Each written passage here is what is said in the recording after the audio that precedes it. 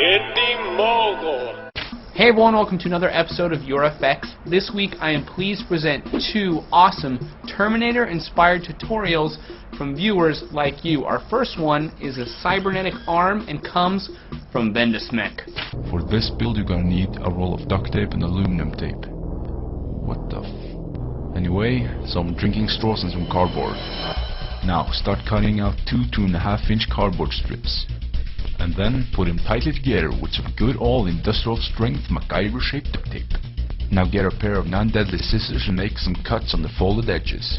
Then fold every other cut down to make a support for the straws, like this. Okay, now it's time for aluminum tape. Cut off a piece and place the straws on top of the tape. And nice and easy roll it around the straw. Now get some more cardboard. I recommend using some fine thin cardboard like the one on your cereals. And once again make a cardboard duplicate of your forearm. Then secure the bottom with duct tape and additional cardboard so it becomes steady and in level with your real forearm. Now cut an oval hole about 3 inches long and 2 inches wide. And now insert the straw support and make sure it's a snug fit, like this. Then insert the straws. As you probably know by now, the straws will work as tendons. And it will give the illusion of a cybernetic organism also known as a Terminator. On the first shot, you place your arm exactly where you want the fake arm to be in the next shot. And on the second shot, make the same movements with the tendons as you did with your hand. And now it's time for editing. Select the cookie cutter tool and make a mask around the wound. Place this shot on top of the shot with your real hand and you got it.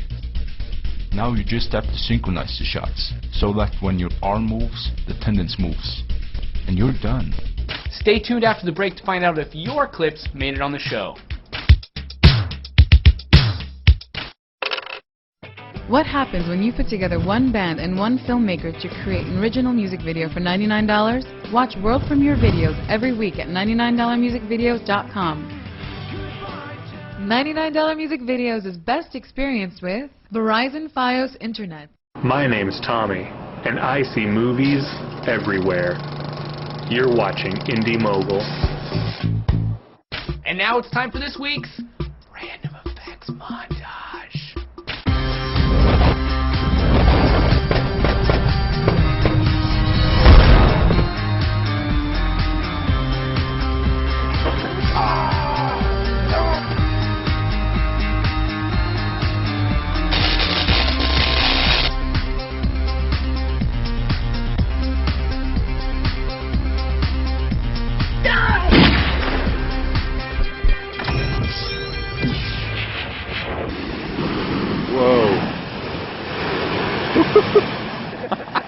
Our last Terminator tutorial comes from Savage Lettuce.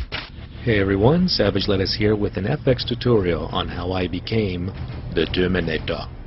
I chose a mask that has strong metallic features to closely mimic the look of the Terminator and also be easy to match the contours and shape of my face.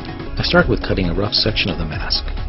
Save the other half for adding details later. And I begin to cut out the Alright, so now we're ready to build the prosthetic. Plastic works well because it's light, rigid, and easy to cut into the shape I need. I start with cutting a back and forth between sizing and cutting until I get the mask to have as much contact with my skin as possible and become fitting to my face will also help to make the mask look like it really is part of my metal skull protruding through the skin. This step took me a couple hours to perfect, but it's crucial to get the right fit plastic that'll be secured to the mask with the glue gun. The tape also helps to ensure some silver paint will help make them look even more convincing. It might float over my eye instead of completely covering it as in the movie, so that I could still safely see below and around with both eyes, but still maintain the menacing. Now the fun stuff. Creating realistic wounds. I started by pulling, tearing, and stretching the latex areas and bumps that I added earlier on my cheeks, forehead, and chin to create a realistic looking effect of peeled, torn, and damaged skin. Ah yes, that looks bloody good.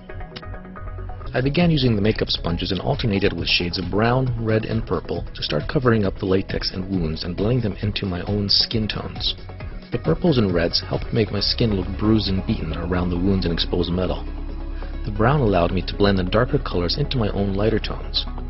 It takes some time to get it right, but the more gradual the blending, the better it looks. I finished off with some final touch-ups of fake blood on the wounds.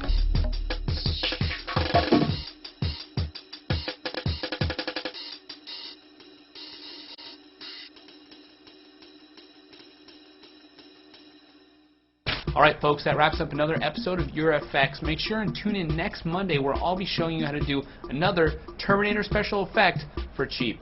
And if you want to get on this show, all you have to do is upload your clips or tutorials to IndieMogul.com. Later!